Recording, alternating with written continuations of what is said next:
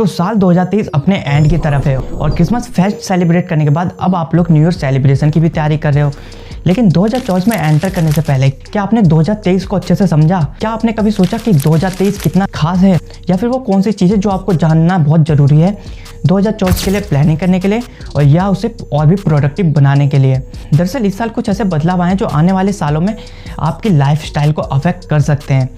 इस साल tech industry पूरे समय चर्चे में रहा है और जनरेटिव एआई ने तो सारी टेक जायंट कंपनीज के बीच में एक अलग ही रेस क्रिएट कर दी। GPT-4 Turbo will address many of the things that you all have. And you built that with ChatGPT? ChatGPT built it with AI is everywhere, but we weren't quite sure what it was. They're playing with it on their phones. जब से OpenAI ने पिछले साल 30 नवंबर को अपना ChatGPT launch किया, उसके बाद से AI पूरे वर्ल्ड में एक चर्चा का विषय बन गया। और आज आपको मार्केट में लाखों ऐसे AI टूल्स मिल जाएंगे जिनका इस्तेमाल आप अलग अलग कामों के लिए कर सकते हो, जिनसे आपका टाइम भी बचेगा। और अब AI कुछ भी कर सकता है, आपके लिए ईमेल्स लिख सकता है, बिजनेस लेटर लिख सकता है, रिज्यूमे बना सकता है। इतना ही नहीं, अब AI जनरेटिव भी हो चुका है। ये text to image, image to video भी क्रिएट कर सकता है। लेकिन वेट, मैं आपको ये सब क्यों बता रहा हूँ? मैं ये नहीं कह रहा कि आप टेक्स्ट टू इमेज जनरेट करना सीखो, या फिर ईमेल्स लिखना सीखो, या फिर बिजनेस लेटर लिखना सीखो। मैं बस इतना कहना चाह रहा हूँ, आप जो भी काम कर रहे हो, जिस भी फील्ड में काम कर रहे हो, उसमें AI का यूज़ करना सीख जाओ। अगर आप कोडिंग करते हो तो आप कोड जीपीटी या फिर गूगल बार्ड जैसे AI टूल्स का यूज़ कर सकते हो। और अगर आप एक्सेल का यूज़ करते हो तो आप उसमें भी AI एक्सटेंशंस का यूज़ कर सकते हो, जैसे एजिलिक्स या फिर आर्कवाइज AI। इसी तरह ग्राफिक डिजाइनिंग से लेकर मार्केटिंग एंड रिसर्च तक आप हर जगह AI की हेल्प ले सकते हो। मैंने डिस्क्रिप्शन में कैटेगरीज वाइज सभी AI टूल्स के नेम और उनका लिंक दे दिया, जिसे आप चेकआउट कर सकते हो। आर्टिफिशियल इंटेलिजेंस कोई नई चीज़ नहीं है, इसकी थ्योरी तो 1950 से ही चलती आ रही है। लेकिन जितना डेवलपमेंट, जितनी ग्रोथ AI की इस साल हुई है, इससे पहले कभी भी इतना बदलाव नहीं आया था। और इसीलिए साल 2023 को ईयर ऑफ AI भी कहा जा रहा है। No doubt, 2023 was the year of AI. आने वाले टाइम में कई सारी जॉब्स AI की वजह से जाने वाली हैं, और कुछ जॉब्स तो ऑलरेडी डेंजर जोन में आ चुकी है।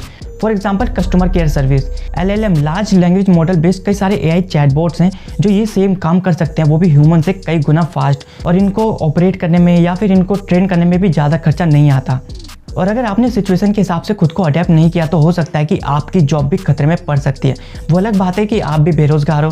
मेरे सब्सक्राइबर काउंट देखकर मेरी बातों को हल्के में मत लेना, क्योंकि अभी हाल ही में एक न्यूज़ भी आई है कि गूगल 30,000 एम्प्लॉयज़ को अपनी कंपनी से निकालने वाला है, वो भी एड सेल यूनिट से, AI को बढ़ावा देने के लिए। कई लोगों का मानना है कि अभी AI इतना एडवांस नहीं हुआ कि वो ह्यूमंस को रिप्लेस कर सके। तो ये बात भी सही है, क्योंकि ह्यूमन को रिप्लेस कोई AI नहीं बल्कि खुद ह्यूमन ही करेगा। वो इंसान जो AI का यूज़ करना जानता है, वो इंसान जो AI से मनचाहा रिजल्ट निकलवाना चाहता है, वो इंसान अकेले ही 10 के बराबर काम भी कर सकता है। तो बचे बाकी 9 लोग क्या करेंगे? और रही बात एडवांसमेंट की, तो आप 2022 में देखो, जब ChatGPT लॉन्च नहीं हुआ था, तब बताओ कितने लोगों को आर्टिफिशियल इंटेलिजेंस के बारे में पता था? बहुत कम लोगों को इसके बारे में पता था। लेकिन एक साल में कितना कुछ बदला ये आप खुद ही जानते हो। तो आने वाले साल में कितना कुछ बदल सकता है। अगर डेटा की माने तो आने वाले टाइम पे कई सारे प्रोजेक्ट्स भी लॉन्च होने वाले हैं। गूगल ने पहले ही अनाउंस कर दिया कि वो अगले साल 2024 में जेमिनी का बेस्ट वर्जन लॉन्च करने वाले हैं, जो कि बहुत ज़्यादा पावरफुल होने वाला है, और वो मल्टी मोडाल मॉडल होगा। इसलिए हम बहुत सारे टास्क को एक ही जगह पे कर पाएंगे, और बाकी वो क्या कर सकता है वो तो जब वो लॉन्च होगा तभी पता चलेगा। इसके अलावा बाकी टेक जायंट्स कंपनी भी इस पर काम कर रही हैं। और दूसरी चीज़ जो कि इससे भी इम्पोर्टेंट है, वो है टाइम वेस्टिंग। तो चलो आज कैलकुलेट करते हैं कि आपने साल 2023 में अपना कितना कीमती समय बर्बाद किया है। स्टैटिस्टिक्स की माने तो इस साल एक बंदे ने ऑन एन एवरेज 2.5 घंटा वेस्ट किया, वो भी सोशल मीडिया पे हर रोज। तो मान लो कि आप भी सोशल मीडिया पर इतना ही टाइम देते हो, और मूवीज एंड वेब सीरीज देखने में भी 2.5 घंटा ऑन एन एवरेज हर दिन वेस्ट किया गया है। तो इस हिसाब से अगर दोनों को जोड़े तो एक दिन में 5 घंटा वेस्ट होता है। और अगर आप एक दिन में 5 घंटा वेस्ट कर रहे हो तो साल में तो 365 दिन होते हैं। अगर 365 दिन के हिसाब से देखोगे तो ये होता है 1825 घंटा। और अगर आप इनको भी डेज में कन्वर्ट करो तो ये होते हैं 76 डेज, यानी कि लगभग 2.5 महीना। आपने 12 महीने में से 2.5 महीना सिर्फ सोशल मीडिया और मूवीज़ देखने में ही निकाल दिया। तो ये कोई कम समय नहीं, बहुत ज़्यादा समय आपने इसमें वेस्ट कर दिया।